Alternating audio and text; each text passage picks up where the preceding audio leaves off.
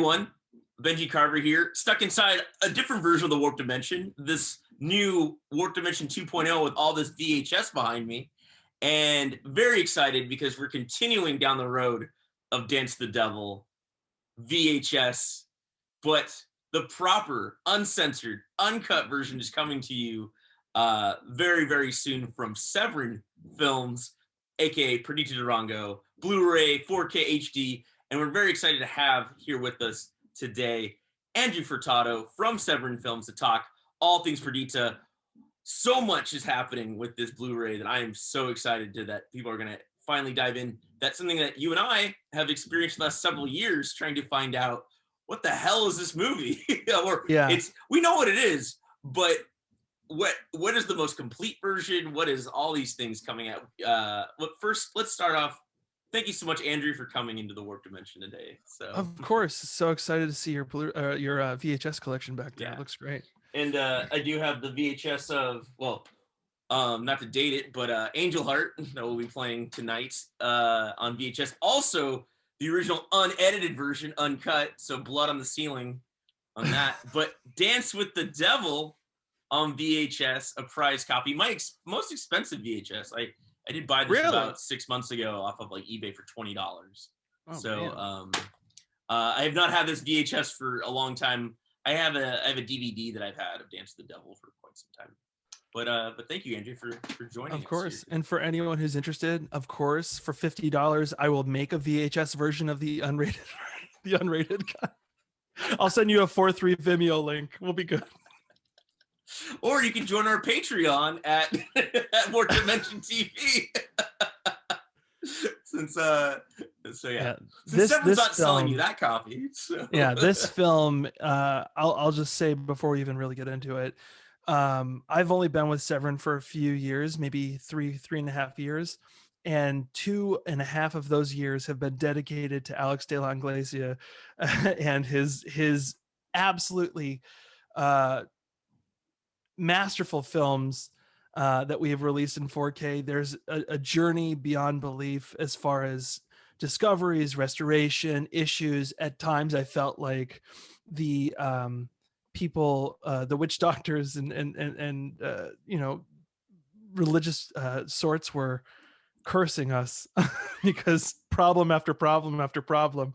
And I said, you know what, maybe we don't do any more religious films or anything involving spirits. Are you just talking about the Day of the Beast? Or is both Day of the Beast and for Perdita Durango, they both had a different set of issues. Yeah. But overall, I'm so happy to have them on my shelves, just completed and out there, and seeing the reviews coming in, and people are very happy with it, which is great. Yeah, I think that's something, a little bit of my own journey with that film is I didn't know Alex's work other than The Last Circus when that came out. That I think is his most like commercial, you could say, quote unquote, film that he's ever made. And my friends from Mexico were like, I was working at Amoeba, and they're like, oh, have you ever seen this movie? And it was a copy, it was called Dance the Devil, that they pulled out at Amoeba. And I was like, no, I haven't. Like, you need to see this movie. It's like so up your alley. And it became a 7-year-long journey myself. I went to Mexico. I found another copy that was called Perdita Durango, but all the violence is cut out, but the sex was in there. So I was very confused on the various versions. But first of all, when was the first time you actually saw Perdita Durango, aka Dance with the Devil, and what was your thoughts on that? So full disclosure, I hadn't seen this movie until I was well into college, and I saw Dance with the Devil, and it's a completely different movie, like, than what we have out now because of that. So for anyone who doesn't know, the movie originally came out in 1997 in Spain and was a very complicated pre-production and all that stuff. There's a lot of different people who were involved. Ultimately came down to Alex, Javier, and him knew each other, but this is like Javier was actually attached to the project beforehand. So there's that. And the movie came out. He's a huge star. This is Alex's first big film and kind of big film for the American audiences. And when it came out in his hometown, it was dubbed Too American. And then when they tested it here in America, it was too foreign. So they didn't have a real grasp. But I'll tell you another movie that was dubbed weird and bad and is now considered a masterpiece, Night of the Hunter by Charles Laughton, which, if you haven't seen it, it is a goddamn masterpiece. He was laughed out of the theater and embarrassed so bad he never made another movie. Thank God Alex said fuck you and just kept making movies, because we have so many great hits from him. But so yeah, because of that, and America, the producers didn't know what to do, so they decided, you know what, we need to recut this, make it a little more mainstream, try to broaden this out because it is so balls to the wall crazy. They took out some of the sex, or some of the drug use, depending on which cut you grab, and they really kind of, not vanilla, because there's only so much, you know, flavor you can take out of something this potent. Like if you water down coffee, it's still going to taste like coffee. But it, and either way, like, I know Alex wasn't too stoked that they were messing with his vision and all that stuff, so he kind of just let them do their thing, especially because, you know, production companies have lawyers, which is always fun to deal with, especially when you're a director. So kind of just happened, and now we have the saga that is the Dance with the Devil Perdita Durango world. And your first time though seeing it, what were Oh your God, I thoughts? totally Yeah. got completely blindsided. Oh, that's why I'm here. I, I was completely enthralled with just, number one, Javier Bardem, because this is my first time really getting into it, because I saw this around the same time as No Country for Old Men. So I like heard about him, and back when I was in 2000, what was that, 2007? Okay, so 2006, I was heavily like working at a movie theater, finding out about movies, trying to understand everything about the people involved. And I would go in to my local library, because we had a very good very good DVD section, and I would rent out anything and everything that I could find with the people in it, so I could at least have some kind of knowledge if people asked like anything about the movies and the people in them. So that was how I kind of found out about Dance with the Devil, and I mean, it's hard not to find something great about it, Yeah. and it really is. There's something for everybody, which is so crazy, because that's exactly what the producers wanted, something for everybody. And I'm saying, yeah, and not knowing anything more was out there. This is before I started learning about like director's cuts or producers cuts, and getting into that whole world of things. And the movie just completely blew my mind. It's genuinely like the version I saw was like 94 minutes of pure nonstop like heroin to the main vein. You're just kind of shot into this world of this character who you kind of know from Wild at Heart, but that's it. And from the minute it starts, she's a complete nut. She's crazy. She's mean, and you fucking love her. And then she meets Javier Bardem, who is a goddamn treat, a national treasure, and his haircut is fantastic. And don't forget his boots. And his teeth are perfect. His teeth are perfect. Look at those teeth. As someone says at the end, but his Golly, boots. gee willikers. The first thing you see is his snakehead boots. Yes, yeah. And you get to know everything you want. And I swear up and down that that shot of the two killers from Breaking Bad, Vince Gilligan has to be a fan of this movie, because that shot was just so perfect as an homage to that. He probably saw the 94-minute version that you saw, and was because again, there have been various versions that have existed. You know, like I think the one that I said that I found in Mexico is it's under 2 hours. Most of the violence is gone, so no dead baby fetuses are shown. None of the scene with my favorite, I think, and I talked about this on our episode. Is that 5-minute sequence when Damon Belchier shows up and he gets killed in a mezcal bottle. That whole sequence to the dance floor with him going like Killer Bob is Yeah. probably like 5 minutes of pure cinematic insanity and bliss all My at favorite once. thing is how he kind of looks at the girl right after killing him, both covered in blood. Just dance, act natural. Oh, it just goes nuts and just screams. It goes absolutely crazy. That sequence right there. And so yeah, the version I found in Mexico was like, oh, they even cut that. Like they most of the scene with the bottle is like gone. You just hear screamings, weird like scream motions, and then it goes and it cuts right to the dance floor. Because kind of thing. in Mexico City, they don't waste mezcal. Yeah. You don't waste that stuff. That's expensive. Yeah. Or you just have it appropriated by Bryan Cranston and Jesse Pinkman, Aaron Paul. I have a bottle somewhere of that Dos Hombres. Bottle. Not a bad mezcal. Just I thought it was pretty funny that they decided to go into the mezcal business after Breaking Bad. And so from that kind of thing, you mentioned this was kind of segueing into is the most difficult scenes to recreate or to keep uncut. Was there a particularly, I can think of the Veracruz stuff was always, it's always missing kind of thing, but was there, and some animation, was there a sequence that was definitely like we have to look out for that is not in any version? So there is one shot specifically that has not been in any version that we were able to unearth, but a lot of what happens with the finding of elements and stuff like that, you buy the rights to a movie and then it's kind of up to you where you find that elements and stuff like that, the best elements, and you kind of have to work with licensors and stuff like that. It's kind of uh, each movie is its own Indiana Jones adventure, so to speak, going through the endless books of people who had the movies, but they're dead, so their rights went to somebody else, and they have a really great print, but we don't know who they are anymore. And turns out the guy moved to Florida, became a wrestler, changed his name, died, moved to California. Like we have no idea where half the stuff is.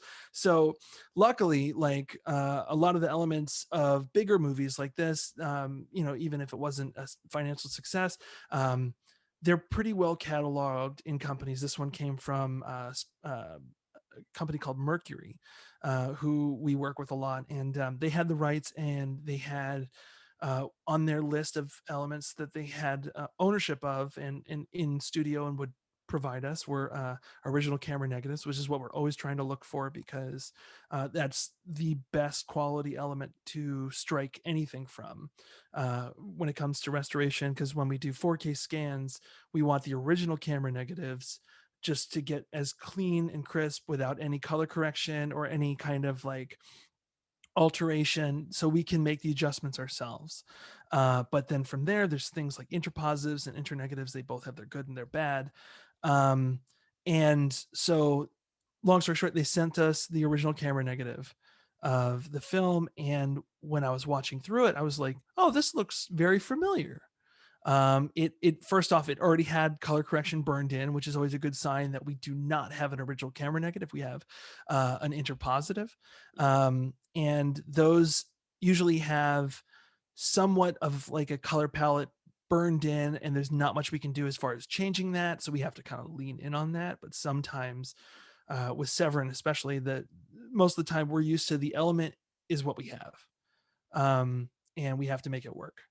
A lot of the films that we get are lost or presumed dead for most of the time, and we're very lucky to get any elements of those. So we're used to finding and kind of making lemonade. But with Perdita, we knew on their list they said we have the original camera negative, so we reached back out, and they sent us, they were like, that's what we have, that's the negative we have. And so I kept going through it, and I was like, well, this is what we have. We have to just do it. And going through it, I saw that sex scene's cut down. That's interesting. He doesn't shove coke into his face like he does in the movie. I something's wrong here.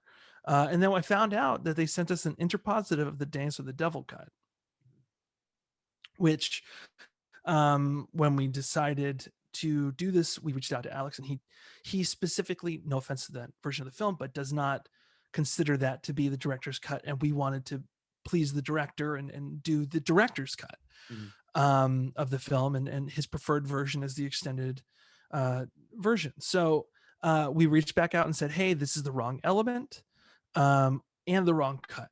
And they go, you're a liar. And I said, no, sir. No, sir.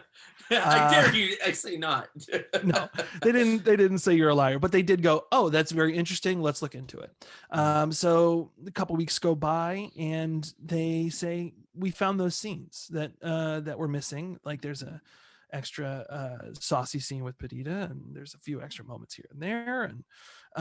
And so we get the element from them, and it's tough because they're doing a lot of the scanning and they're international. So they're sending us elements back and forth. So it's a very time consuming process. And they were extremely, extremely great to work with as far as like besides me saying, you're a liar. They didn't say that. They were very nice, but you're traveling back on words now. No, I'm just okay. making sure. No, I'm just making sure that I'm not being an asshole for funny's sake. But yeah, they were very, they got us the element, and then we're going through it and it's great.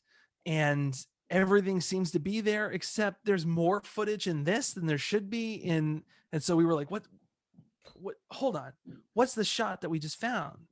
And like, we thought they sent us like an old version or something like that. So we sent them an email and said, this is great. I just want to make sure that this is, see if you have anything else in regards to this.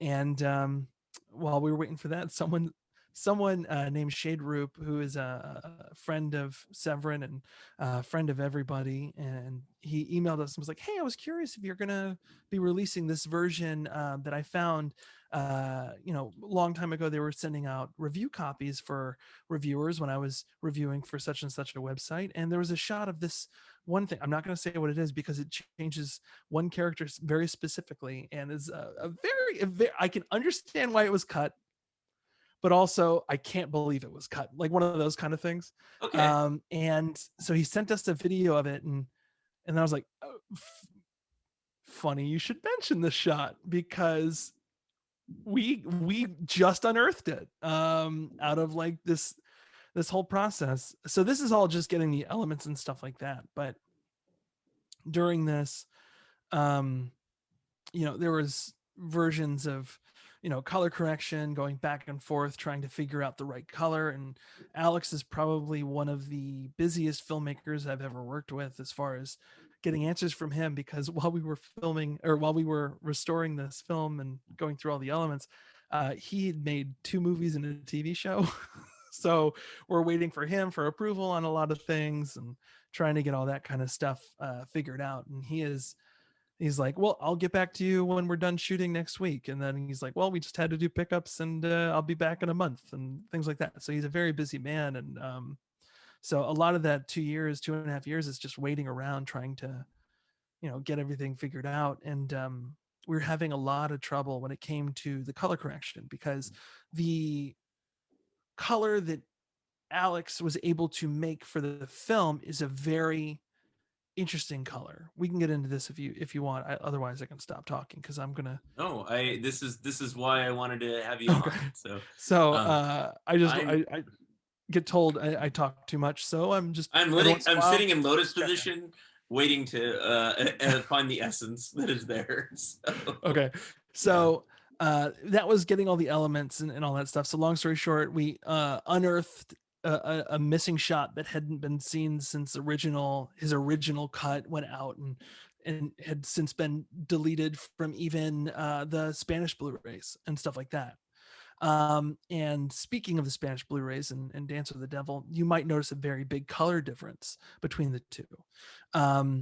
Where the Dance of the Devil is a lot more yellow and kind of very saturated, sepia looking, and very interesting look on that aspect, with catching the look of like Mexicali and stuff like that. While the Blu-ray is a lot greener and a lot more gross, for lack of a better word. Not ours, the Spanish Blu-ray. It just has like a very deep green look to it, and I actually now can with confidence explain that, because that was something that I didn't understand. On when we talked before, you and I, when we did this, when you hosted the screening of Dance of the Devil, I talked to you about how a lot of the times color referencing, we don't reference DVD and Blu-ray, we actually go back to the VHS for color reference. And the reason is because that element, although is a lower phi, usually has at least a better understanding, a better way of telling you kind of what the original director's intent was for the color correction than DVD, due to compressions and Blu-ray due to, you know, gamma and all this other nonsense that goes into it. Like you get gamma shifts, compression, blacks crushed and whites are blasted. You know, it's a whole, if you bring it into a computer and look at the scopes, it's a nightmare sometimes. So we did that most recently with Santa Sangre, for example, before before Alejandro, don't kill me, before Alejandro came in and wanted to do the color correction with us. We were using an old VHS mainly to reference the colors to show him for approval. And then he was like, I actually want to do it myself. I would like to get a studio and get a colorist in there and just sit and moderate the entire thing. I think that would be a lot of fun. And I would love to do that. So long story short, you know, we had a version that was done and colored and beautiful. And then he took it and made it absolutely fucking fantastic. You got to do the Jodorowsky. Like, I want to do like color. You do everything. You do what Hodo wants, man. Yeah. You get him the nicest studio in Paris. You get him a foot massager. You make sure that he's fed. You got Mobius. The ghost of Mobius will be with us, and you can't question him. So and yeah, then, just like and then when did the ayahuasca start? I didn't remember that. Yes, so. Indeed. With Another coloring. separate situation. So please. yeah, back to Perdita. I had to do it since you were mentioning. I appreciate it. No, I'm so happy that all of his movies have gotten nice 4K scans, and I'm hoping for more 4K discs in the future, because those Holy Mountain. Will they do Elephant? Elephant. I hate that movie, dude. Is it Elephant? I've never seen it. Anyway, sorry, we're on another ad director altogether. Is it called Elephant or is it Tusk? Or it's Tusk. It's called Tusk. But yeah, I'm gonna switch gears and relive a very terrifying experience. So with the color correction of this film, like I was telling you how tricky this is. I'm back on my Perdita. So this was a very terrifying experience because Flavia, the DP, was in town for a very brief moment. Oh, great. And we wanted to get his approval before we went to Alex, because Flavio, number one, is around, which is always nice. And he speaks English, and we wanted him for a bonus feature. So we had cause, and he was like, I'd love to see it. So we'd been working with the color correction and, getting it to what we thought was kind of the original intention, going off the Dance of the Devil. And we showed it to Flavio, and you could almost feel, this is before COVID, so you can get nice and close and feel the disappointment in person. Oh man, it's just like, no.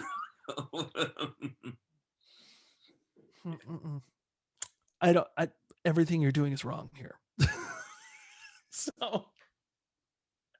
So Flavio gave us a very, very intense notes, because like I was saying, it's a very specific thing. And back with film, it's easier to do like chemical processing and get that special look, but doing it digitally is a whole other beast, because there's Blu-rays and stuff are colored in a very specific color space, which, can be read on discs, and it's limited where,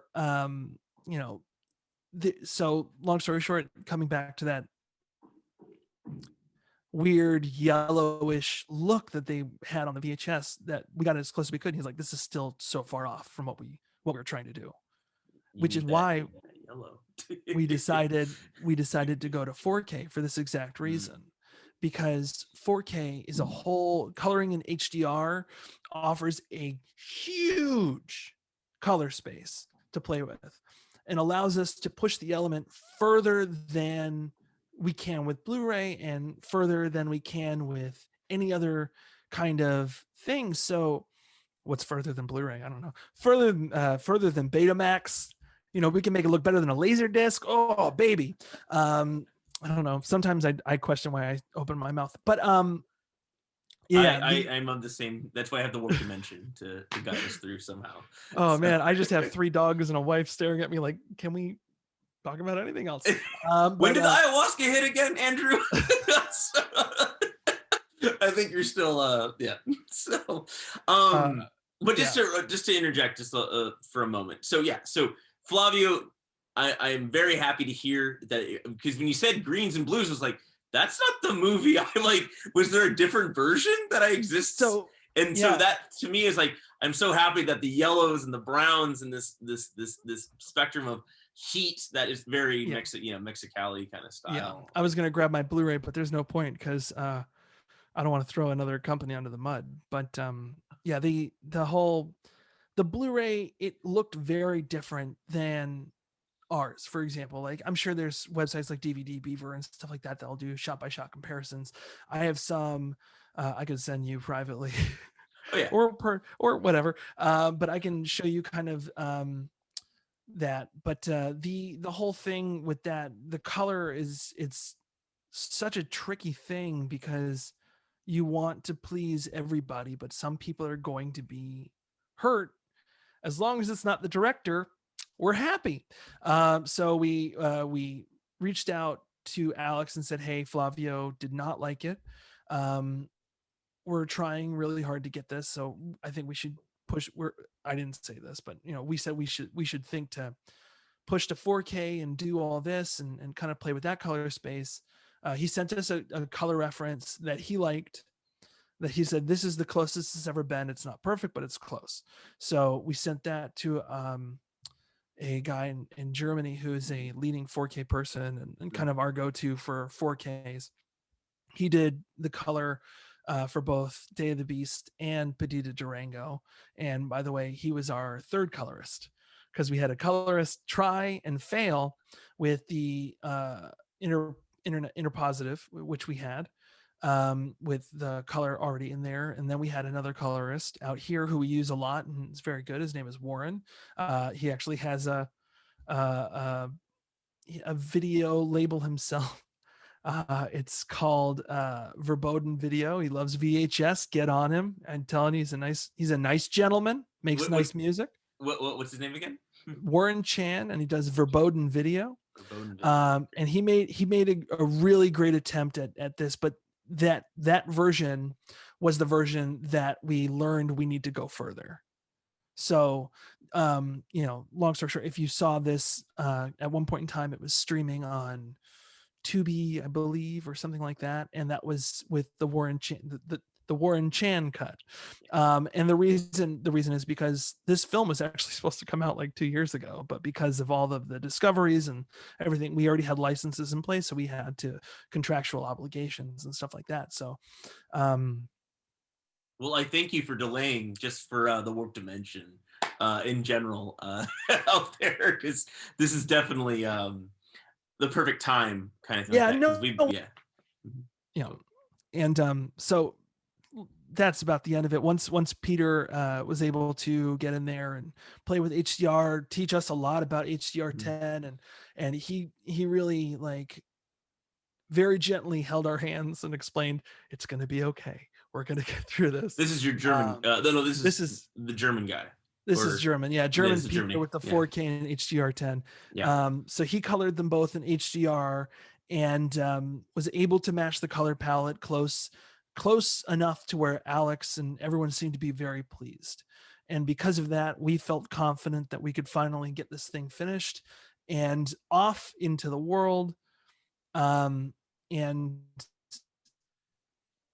if you have the Blu-ray that we put out, the 4K, it comes with the Blu-ray on the feature on the Blu-ray as well. And the reason we do that is because the 4K, we want you to have the full 70 to 80 megabit, you know, image. We want to have a very big, crisp, clean image. And in order to do that, we want it to be as least compressed as possible.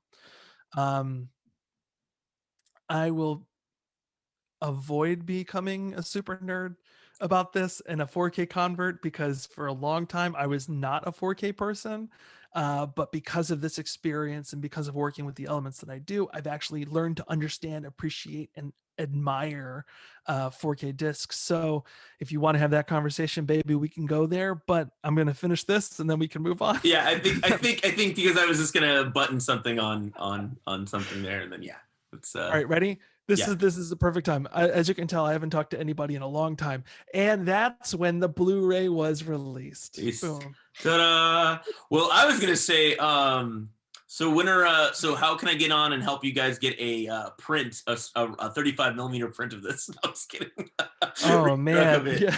We And have we'll every show other it- element. Might We'll as well show it in Vienna at the Gartenberg Kingo. I have some connections there. We'll show it in Vienna. For no obscenity laws will be will be hit. But then of course, you know, with our luck, it'll be, you know, when the next shutdown happens. Yeah, no, perfect. No, just in Yeah. time for COVID round 3. Let's just because that was my dream. That was in my top films, is to find, you know, I'm obsessed also. You mentioned, kind of rewinding back a little bit. Mhm. You worked at a time at the theaters when The Assassination of Jesse James by the Coward Robert Ford came out. Yeah. And there's a guy who for a while had a revival, was trying to get the longer version set. Yeah. So and one of my favorite movies of all time is Once Upon a Time in America. And so in that version, they just keep finding more and more and more and more. Yeah. And each version's great. I'm actually looking for the one that came out in '84 that everyone bashed, but it's like only an hour and a half or 2 hours kind of thing. That no one can find. No one can find this, like the cut down version that like Siskel and Ebert, everyone reviewed and said it was the worst movie of the year. Like if you saw it at Con, it was a brilliant film. And then the editor of Police Academy 2 came in, was hired by the studio to cut it down to like a 2-hour action film and stuff like that. So so this is my obsession since I was a kid. Where is my VHS copy of Once Upon a Time in America? I'm gonna grab my copy of Once Upon a Time in America. It's right over here. Let's see. Here we are. Yeah. I don't want to have the whole thing come crashing down. I got this version that has like a couple. It's the director's cut version. But there's never an official director's cut because Leone's dead. Is this weird thing? No. They dug him up. They dug him up. No, that's the thing is that it's crazy. Is that I've seen this and it's like the version that Leone I heard submitted was like 6 hours, and that version will never exist. That sounds insane. This one, this has the extended director's cut, and then the theatrical cut. So the theatrical that was re-released. That's what I was about to say. I'm trying to figure out which version of it. But that's really interesting. I didn't know there was another version of this film. No one wants to admit it. It was like a big black eye on Warner Brothers' part, where they saw it at Con. They're like, it's too long. How do we get it to where an American audience will? So I believe like most of I've heard stories in various things about it. Like I think Video Watchdog had a review of it where they mentioned like the what was cut. It's all the kids scenes are cut out. It's just them as adults machine gunning and robbing. And the telephone that you hear ringing, there's the famous motif of the telephone ringing forever. No one ever picks up that phone. You just hear it ringing throughout the whole movie. It's like this weird fever dream that just exists. So anyways, yeah. So I'm obsessed with a weird shortened version as well. Interesting. That is on that end. But that's the thing with Dance of the Devil and Perdita Durango, Assassination of Jesse James, is these, and it's interesting, those are even more studio films compared to Perdita, which was this hybrid. But that is my obsession with that. I know another company, which escapes right now, is doing a lot of this with Dennis Hopper's films, like Out of the Blue and The Last Movie. they're releasing the most last complete. movie, Indicator has the last movie. I don't know who has in the United States. Maybe Kino, but yeah, the Indicator release of the last movie is absolutely fantastic. Yeah. Um, I love Out of the Blue, and I would love to see that get a blue. I'm not proud of what I just said, but that's fine. There is a print that they struck at Cinefamily. They showed it about 10 years ago. That's when I got to finally see it, because you could not find it. Like, there was a VHS that floated around. I have a real bad, like, 99-cent copy that someone just stuck and paste, together. There is a DVD somewhere floating around, but there's a company, sadly because of COVID, was about to they did a 4K remaster that hopefully, so that's a film I think that I kind of mentioned Out of the Blue, kind of to get it back to Perdita, is those are two movies where, with the exception of CB, the main character in Out of the Blue, there's not a good person in this. And that's I don't know what it's like to have films where there's nothing but terrible people that you're I don't think everyone's terrible in that film. I just think they're just all like Phil Seymour Hoffman's character is like not pieces the of worst. shit. He's not the worst guy in the world. He has moments. He has many faces. But I think at the end of the day, when you get to find out his character compared to, like, the Cameron Manheim character, and that's why I'm bringing this up. So you're forced to spend time with these terrible people. As you're doing right now, and this is beautiful. Like being a good-natured human being like yourself. Look at that smile. How could you say anything negative about you? I can't frown. That's why. I have no frowning muscles.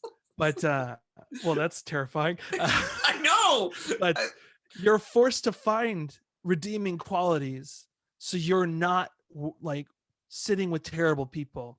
And almost every single one of the people in Happiness is an absolutely terrible person, but because they are flawed and they have terrible moments and things that are relatable, you find those moments and you cling on to them. Similar with Perdita Durango, where you're surrounded by these people doing terrible things, but if you're not dancing along after they've kidnapped 2 white kids in Mexico to Herb Alpert and they're dancing and having a blast, I don't understand people.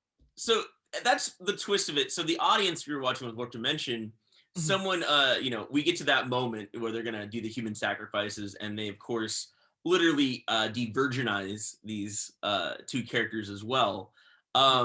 Someone put in the comments like, well, I can't root for them now. And I'm like, were you rooting for them before?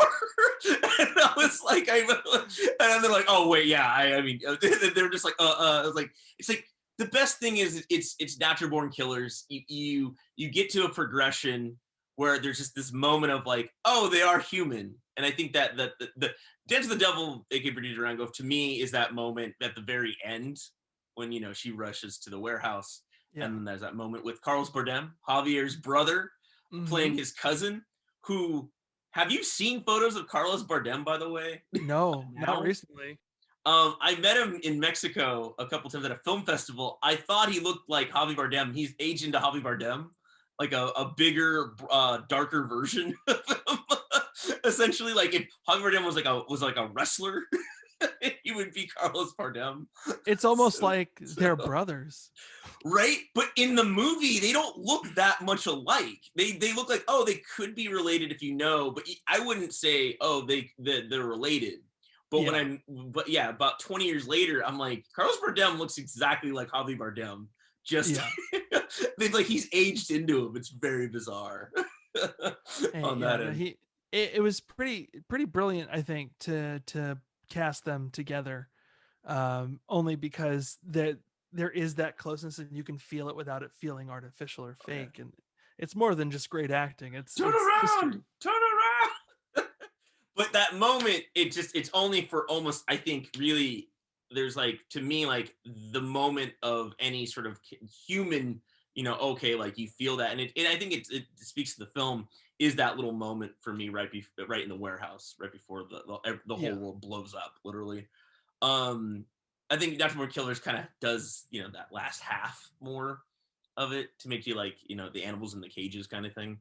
but yeah, I think it's just funny is that like for audiences, like, and that's sort of my, overall arcing question is, can a movie like this be made now? Do you think Alexis has 30 coins? It has, I just watched the first episode, has similar moments, more Yeah. supernatural for So sure. But this is something that you said, and you asked me about earlier, and I actually struggled to try to figure out the best way to word this, because I don't feel like a movie like this would easily be made today. mm, But I also think at the same time that this age is the perfect time to get a movie like this made, because we're in a world where indie film is getting back to that extremely Wild West mentality where you can go out and you can shoot a movie and get it distributed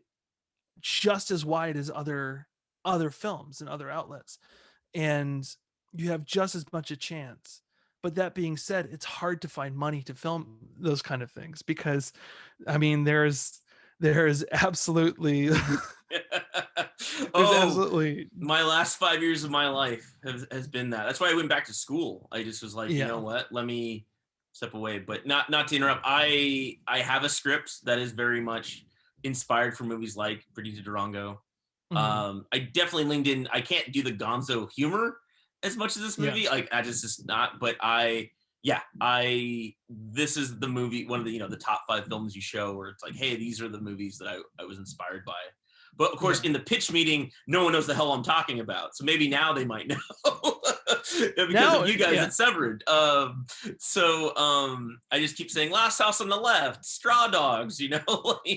like what, it's like when you're like, I just want to show them this movie, but they don't, Yeah, they it's never have tough, that. man. It really is, because like, but it's you're in a world where superhero movies right now reign supreme, but at the same time movies like Swallow get made, where it's a movie that is no bull about 90 minutes of a woman swallowing sharp objects, like, and that's and there was a movie with Alison Brie. I never saw it, only because of the time it came out and where I was, but it's like a Wild Horse or something like that, but like Netflix put it out, and it's this movie where apparently it's batshit crazy and all this weird stuff happens and Mm. nothing makes sense. And then you have Charlie Kaufman putting out movies in 4:3 before Zack Snyder, by the way. Thank you very much. Oh, And for creative integrity. yeah, I love that but intro. with Creative vision, Charlie yeah. Kaufman, it makes sense. I don't know. Did you see the movie? I'm Thinking of Ending Things. No, actually, I don't own Netflix. I'm kind of an anti-Netflix person in some Well, ways. So yeah, but never mind.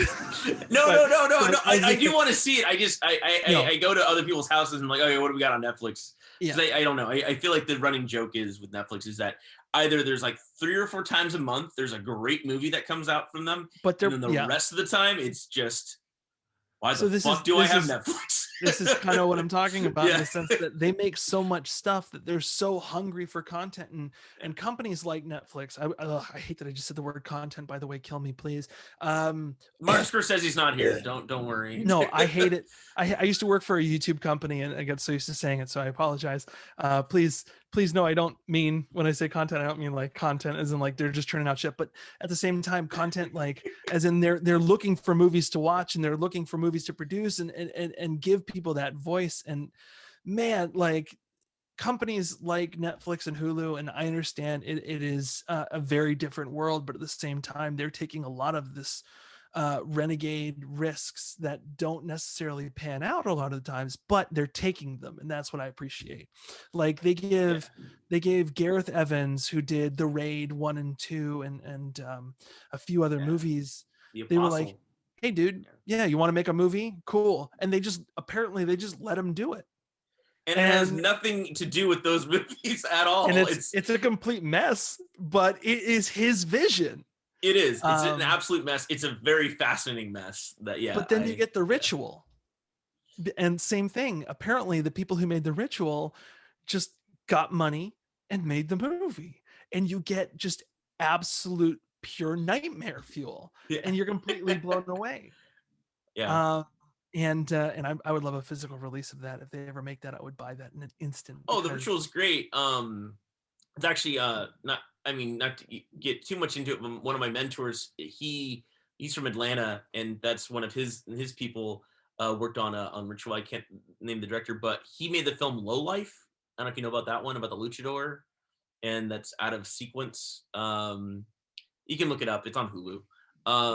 But Oh, that's that thing another you don't have? another thing. No, I do. I'm a believer in Hulu. I do believe it, because Hulu tethers you with HBO Max, with Oh, all okay. the Like an it's aggregate and kind of it's thing. Disney also. So it has FX, so I get Mayans now right away. So yeah, it's I am a believer in Hulu, but I shouldn't say that about Netflix. I did say my favorite film of last year came from Netflix, which was The Devil All the Time, the Tom Holland. I missed that one. See, that's the problem is Yeah, with Netflix and things like this. yeah, They just kind of shit movies out, so you miss it if you blink. yeah. But yeah, the guy who directed The Ritual is one of the directors who did Southbound, VHS. I'm Signal. pretty. I was about to say The Signal. Yeah, He was like the best segment in The Signal. David Bruckner. I just looked it up, by the way. yeah. But yeah, his directing style, Southbound. If you haven't seen it, if you ever want to have an anthology film talk, I will jump jump at that chance Oh, because Southbound's uh, amazing. It's one of my of it kind of we had to go through VHS 1 and VHS 2. I like sequence of it, but I think Southbound is sort of the culmination of the cream of the crop of hell those yeah, anthologies series yeah.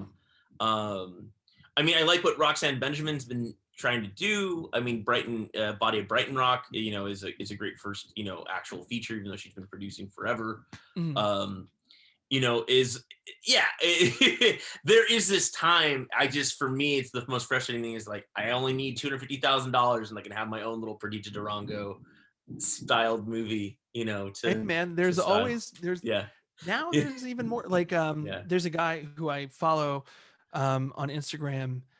His name is Andrew Bowser, and he's a director. He's very funny, really into horror, and he's really he really does have a great taste, and he's decided he wants to make a movie, and he did a Kickstarter for it, and he's been pushing that like crazy. I mean, the ways of making movies now I sound like such an asshole because I'm not making any movies, so what the fuck do I know? But at the I know. same What time, the fuck? What the fuck, man? What at the the same time, fuck? it is very exciting as a film fan to see people going, you know what, I want to make a movie, let's just fucking make it, let's find the money by finding people who are the audience, because there is an audience for everything. And well, not everything. I have heard so much. No one has an audience, even not throw even my own festival I work under the bus, but they even said there's no money in Grindhouse anymore. I'm like, I mean, yes, there is, and there isn't. It just it takes time. So, There is an um, audience, it's just not yeah. all of them have internet. Come on, baby. Well, Come that's the thing. on. It's like, and I want to kind of segue into it's like, should I just do the shot on VHS kind of style? But then, most of the people we working on, they wouldn't get, maybe you, me, and four other people would be like, this is brilliant. And everyone's like, what the fuck was And that? as you may know, Severin has a Yes. side label, Intervision Movie Corp, and Yeah. guess what? We release shot on video, baby. So there's a market for everything. It's just depending on how much you want to spend and stuff like that. Yeah, there's a fine line, Oh and yeah. there's a Yeah. definite, there's so much money that you can use to make the movie and how much the movie deserves to make it properly, and there's a balance there, and I have no idea how any of that works.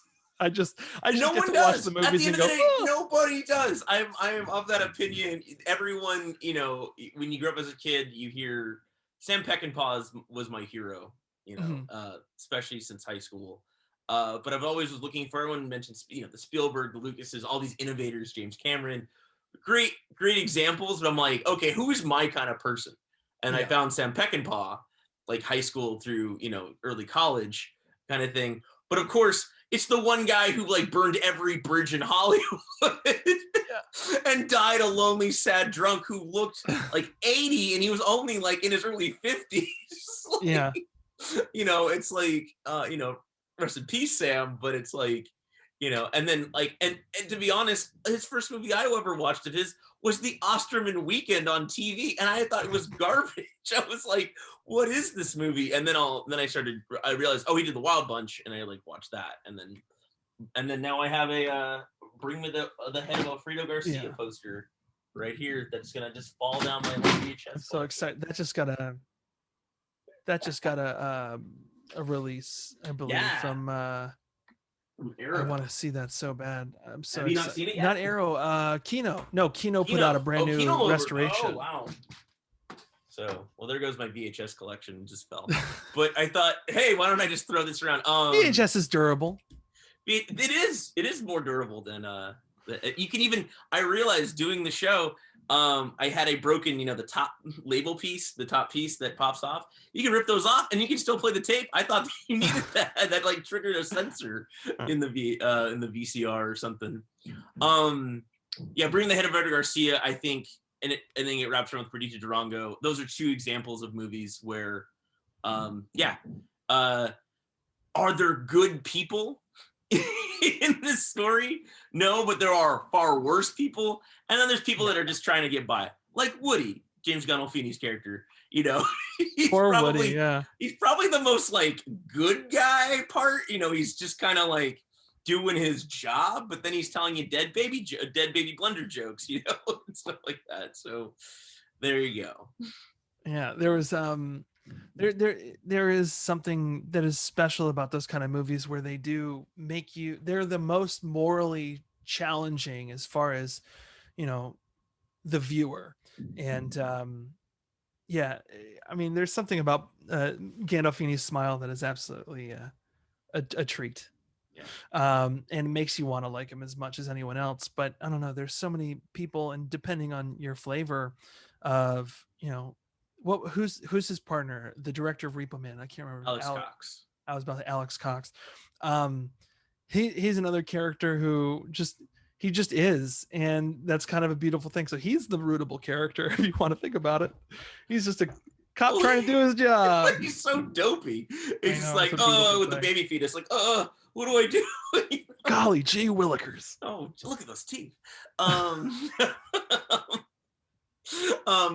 Well, it's just funny because I think that Alex Cox as an actor, and he's actually been in Alex's other movies, De La Iglesias' other films. He's in 800 Bullets, Ochetas Mil Balas. I actually think as a filmmaker, it's just sort of like, well, where's Alex Cox? Like, actually, he became a great lecturer and actor in these kind of movies. Like, because he's like the foremost known guy to ask about spaghetti westerns, Italian westerns. Like, he just knows them backwards and forwards.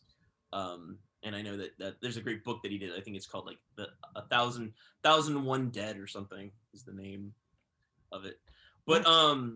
But yeah, that's the other thing too, is if you actually kind of approach Perdita Durango, because I'm always wondering like how the audience for Warp Dimension for Perdita were like my co-host VHS Craig, he was like, oh man, I kind of had to prep myself because I was like, he said he was watching like Gaspar Noé movies like Climax and stuff to get in the zone of like, okay, I'm gonna be offended kind of thing. And then he's like, actually, I wasn't offended. I just was like, this movie's great. This energy, there's just so much energy that's there in Perdita Durango that I think that's its driving force, where it's like, there are just the absolute worst things, atrocities that are happening in this movie, yet the energy is just so, it doesn't give you time to sit and mope and reflect. It just keeps moving forward.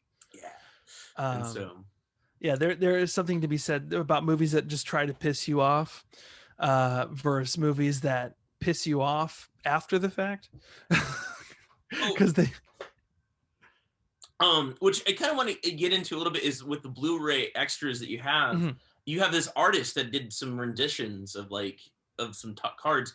Who is this artist, and what kind of the story behind getting them to do the artist? The reason we decided to do that is because kind of in honor of Alex, because I don't know if you know this, Alex actually started as a comic book artist. Mm-hmm. And he actually pitched this. So to talk about this for a second, going into the bonus features, Barry Gifford does a great interview. Barry Gifford is the writer of, Wild at Heart and Perdita Durango. And he talks kind of about the history of the film and kind of how it got into Alex's hands. So basically, um, according to Gifford, they paid him outright, the original producers, with the intention of having Biggest Luna direct it. Mhm. I don't know if you know who Biggest Luna is, but Hamon. yeah, Yeah. he was hired, and Gifford was going to write the screenplay for him, and then due to creative differences, that's the catch-all. That's the Windex catch-all of he was fired. The Biggest Luna was fired, and they brought in Pedro Almodovar to direct. And I don't know if you know about Pedro Almodovar, and Alex is kind of like his protege. They were very tight for a long period of time, and Pedro really helped Alex get funding for a lot of films. All you need is a Pedro Almodovar. There you go. And so long story short, fingers crossed. I think I have a couple, but yeah, it might be until I'm like 45, and then I'll be like, all right, let's do it. never guys. too late. Never too late. It's a period piece now. I'm looking like Peckinpah, like I like how you're on a wheelchair. It's my Peckinpah attitude. I'm like, I'll be 50 and I'll be in a wheelchair, but I look like I'm 80. But yeah, so Pedro kind of worked it, and Alex ended up getting the director job, and he sold them on it because of the art that he would create, and was able to really clarify his vision through storyboards and get everyone kind of on board. And I mean, with this kind of film, it's hard not to think about everyone having to be on the same page during production. So having his visual storytelling, it really did help. So in order to honor that kind of in Alex as a filmmaker and his history, we wanted to do kind of a art piece dedicated to that part of his life. Yeah. And they look badass. Yeah. And who's the artist?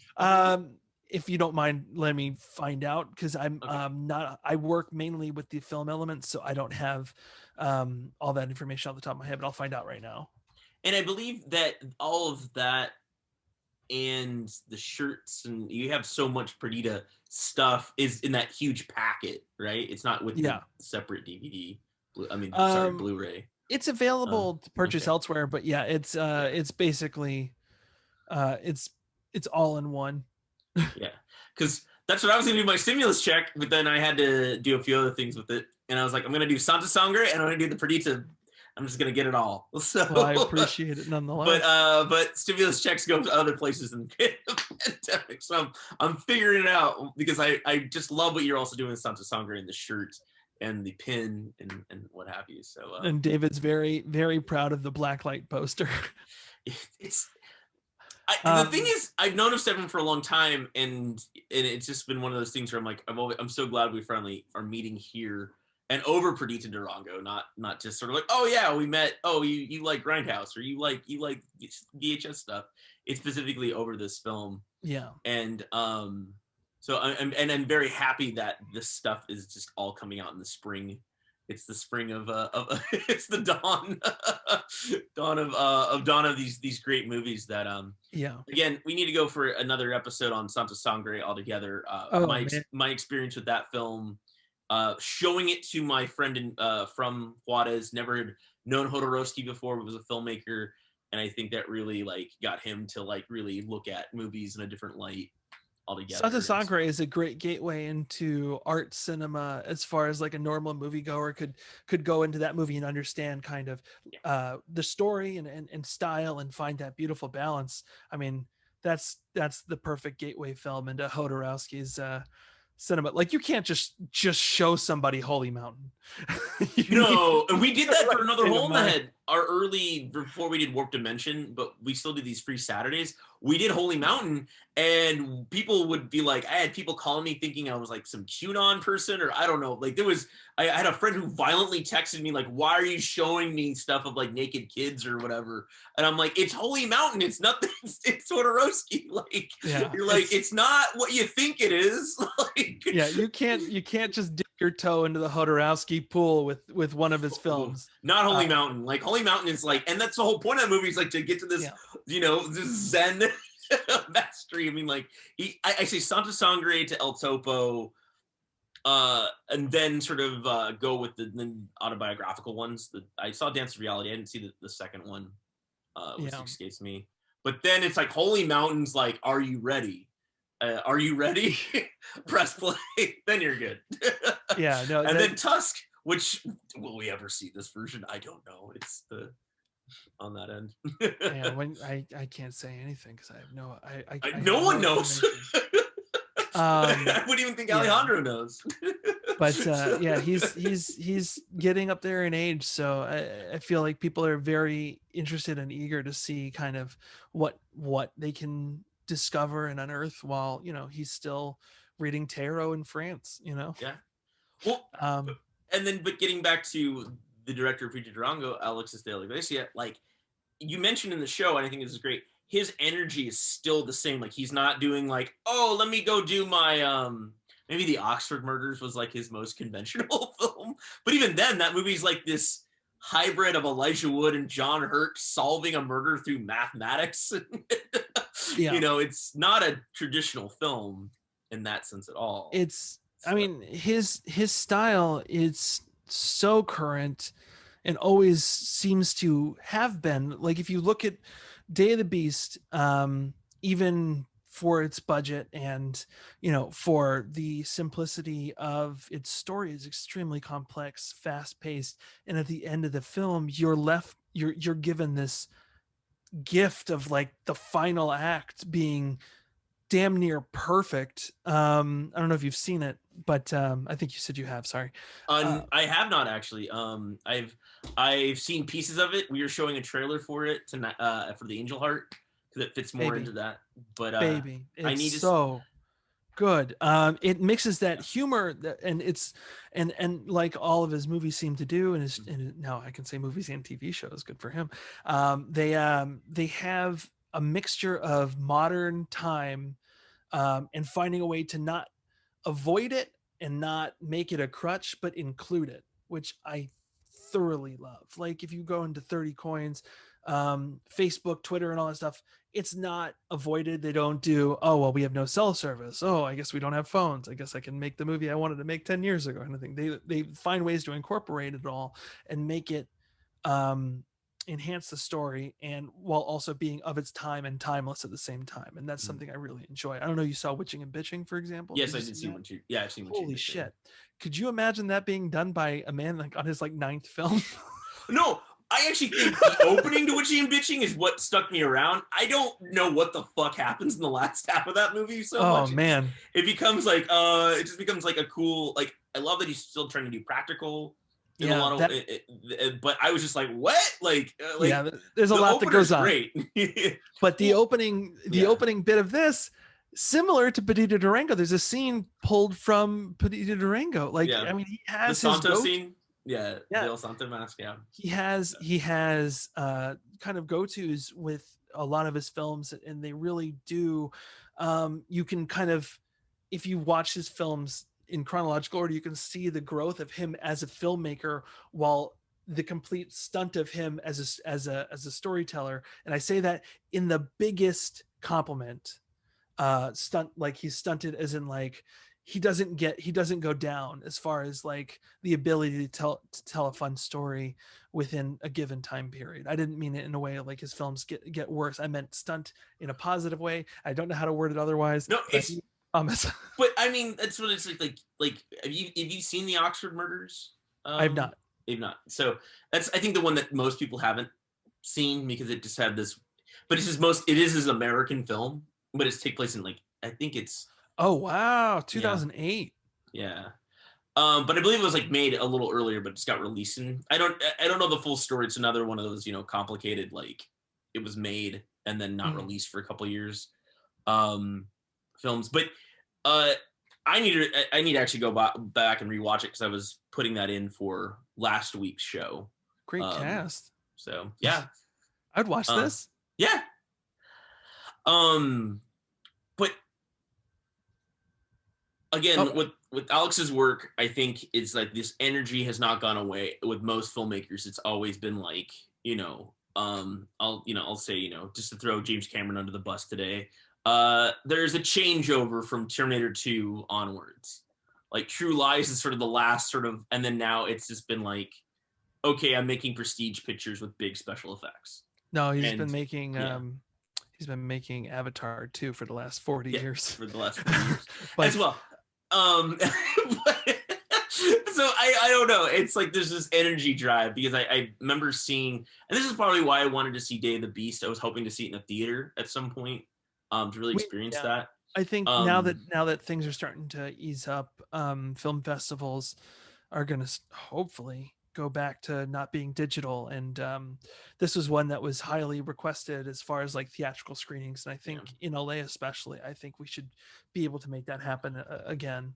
I think there was just I believe All Colors the Dark did a screening of it via digital. We hosted that one. So we did a drive-in screening of it at one of the drive-ins out here, and it's played a few festivals and it's on streaming, but I would love to get that in a theater. Same with Perdita Durango. We did a double bill of Perdita Durango and Day of the Beast, and my God, the cars exploded because they weren't ready. It was beautiful. And that's our connection to Alfonso, the DJ Alfonso. He's him and Le Rendezvous have been a big zeitgeist for my inspiration over the last several years.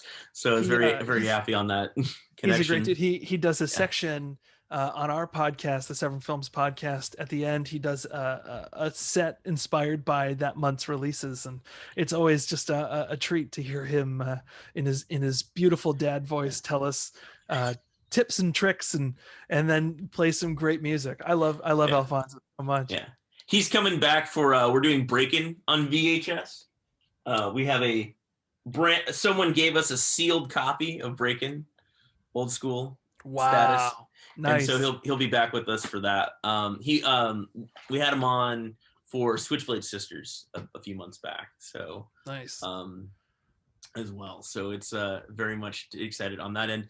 But yeah, I mean, I would say I would love to talk to specifically El Ricane, because he said he wouldn't want to show Perdita Durango on his podcast because of the controversial elements. That's fair. More so I get it. I understand. I fully understand why people wouldn't want to screen this film, but at the same time, that's kind of, I don't know, like, without sounding ignorant and foolish, too late.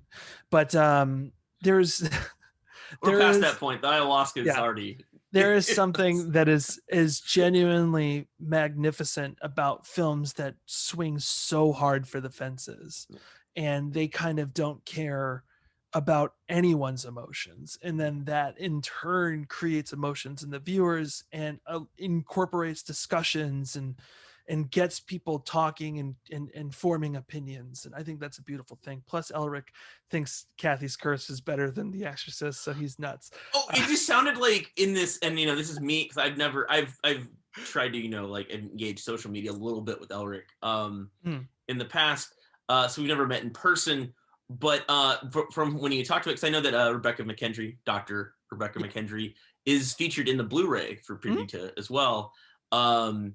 Is that El Ricane sounded like he really actually wanted to show Perdita. He just didn't want to have like some weird headache afterwards of explaining himself. It seemed like that was the movie they wanted to play, and they were just like, well, because they're showing college students that the screenings that they're doing are mainly for college students and people learning about this stuff, and much like you don't want to go toe deep, just shove someone in the pool with Holy Mountain.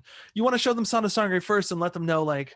And encourage that discovery and finding things like that. It is a fine line, especially when parents can get involved. If you're over 18, in my opinion, parents, well, maybe it's because they're paying for it at the school. Yeah, that's more along the lines of what I'm going for. I definitely kept saying when we were showing a Dance of the Devil, I was like, this is an adults only movie. It's not for kids.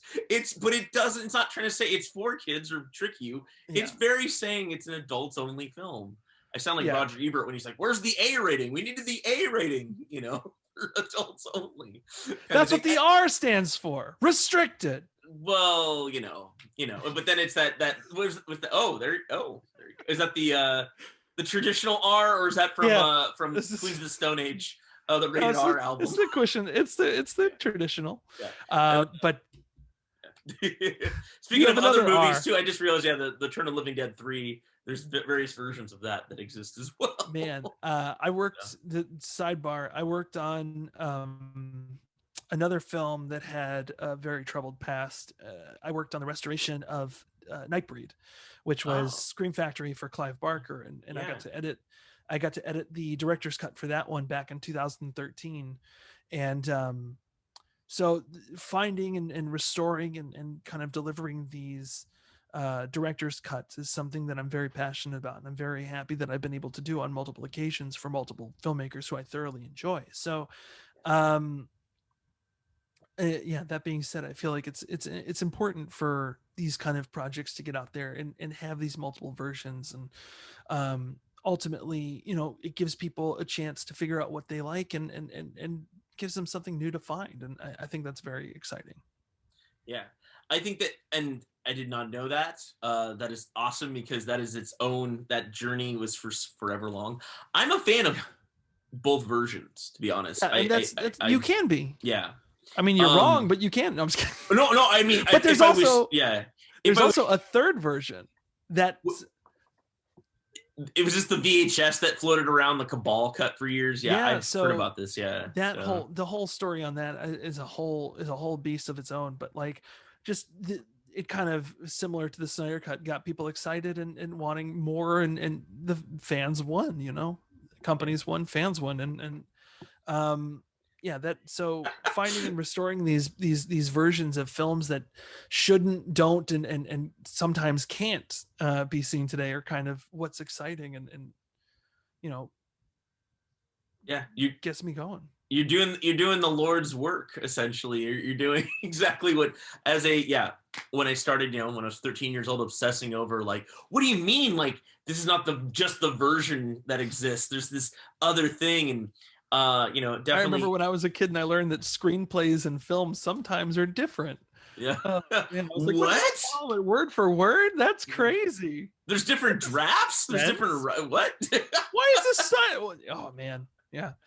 So yeah, which is interesting on that level. I don't know if you've ever been able to do it, but sit through the 5 hour and a quarter of 1900 is another one. The most complete version existing. New Beverly did that for one Thanksgiving, and I was like, fuck it, time to do it. Is it a good movie? Lord, no. But it's a masterpiece of just so much excess that's in that film. I don't know if you've ever seen 1900. I think it's every film student should see that movie just to see, like, so this is why a blank check can get you in trouble kind of thing. But at the same time, it is very much Bertolucci's vision, kind of like that, that's going on throughout it. So that's fair.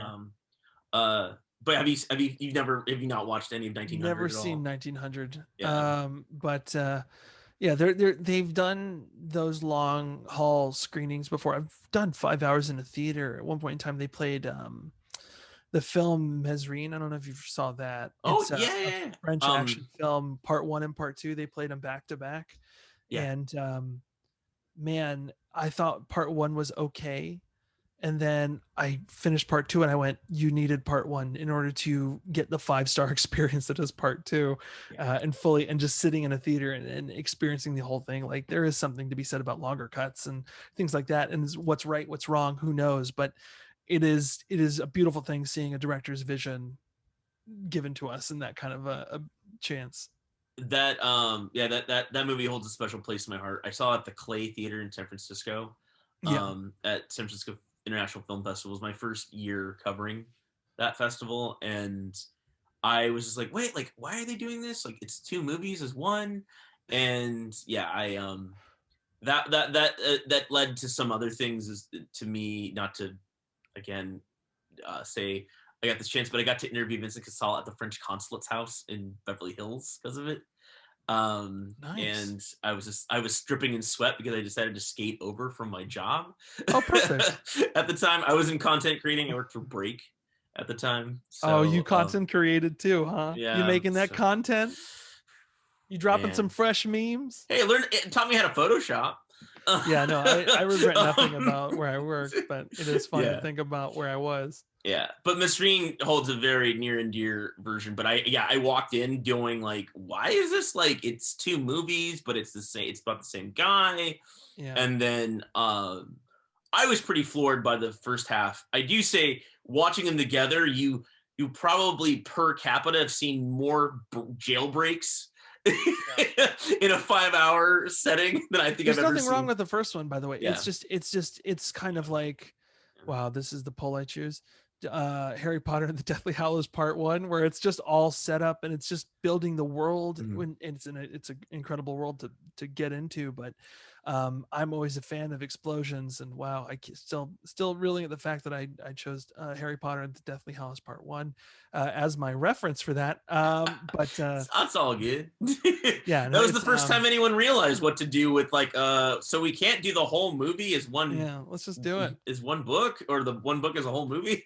But the French way of storytelling is so different than America's, where they're not necessarily as flashy and as crazy. Like Le Professionnel with the guy from Breathless it's I don't know if you've seen it. It's fantastic, but it's like completely like mind-blowingly slow paced, but you're still gripping your seat with the action. Like they have a very different way of just doing car stunts, especially, but like action in a lot of their films. And like Mesrine, it's very slow, but at the same time very fast and very tense.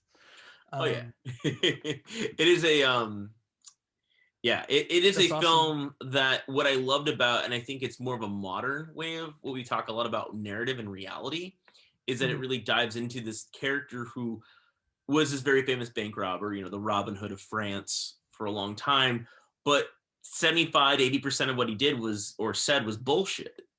And that's the other thing. And then that he wasn't actually like the most like, violent. He was a violent person, but how he was shot in the street, like unarmed, all these things like that. I think that film really gives you this, and it gives you that time where it's like, oh wait, maybe this guy's just bullshitting me the whole time for half this, kind of the story, and that what I've experienced was just sort of someone is a point of view kind of thing like that of a criminal kind of mindset kind of thing like that. So similar to Perdita Durango, getting yes, into that indeed. criminal mindset. Exactly. It all comes back to Perdita. And El Ricane, you got to show this. Now they dip their toe. Come on, man. You got to. It's only a matter of time. They've been doing some pretty cool screenings over there, and I'm very happy that they've been so supportive. Similar to Cinematic Void, with spreading the word of Severin and getting the people out there to see these movies, and I respect them and appreciate that. And yeah, equally, I think the first time I heard outside of the group of friends talking about Perdita was Dr. Rebecca McKendry mentioning that a couple of years ago about the film, and I think was sort of hinting at what she has done with the BluRay with you guys out there. Yeah, her interview, she really does have a great take as far as like the history of Perdita as a character, and her bonus feature is really fun. We have Barry Gifford on there. We have the director of photography. We have a great story of kind of the real life counts of people who inspired the Romeo and Perdita storyline. So there's a lot of really fun stuff on there, man. It is a stacked disc, and one that I would hope would be considered a definitive edition. I can't imagine an 8K version of this coming out. I mean, at this point, it's. I mean, that's why you gotta get the vaccination shot in order to see things in 8K. Hell yeah, man. Yes, go get vaxxed out there. I just got mine today. Last week, second shot. So oh man, I'm still feeling the effects of it though. I've had like a head cold for like a week. Oh God. But it's for the better, the greater good. The greater good. The greater good. Well, I think highly thank you so much, Andrew, for your time. I think we should wrap it up here. But continue on. We need to go into Santa Sangre for a whole other, I think, in-depth conversation on that. We're still in lockdown. We can do anything you want. I'll be around. On that end. So, but thank you so much, Andrew, Furtado from Severin Films. A great also. He likes to talk like me, so it's always exciting when I get people who want to talk. And definitely Perdita Durango, Blu-ray, 4K HD, the most uncut, uncensored, complete version out there will be out right now. It's out I right believe now. it came out this past Tuesday. So please It enjoy. is Thank you so officially much out. for having me on here, man. I appreciate it. Yeah. And we'll see you next time here in the Warp Dimension. But Andrew, thank you.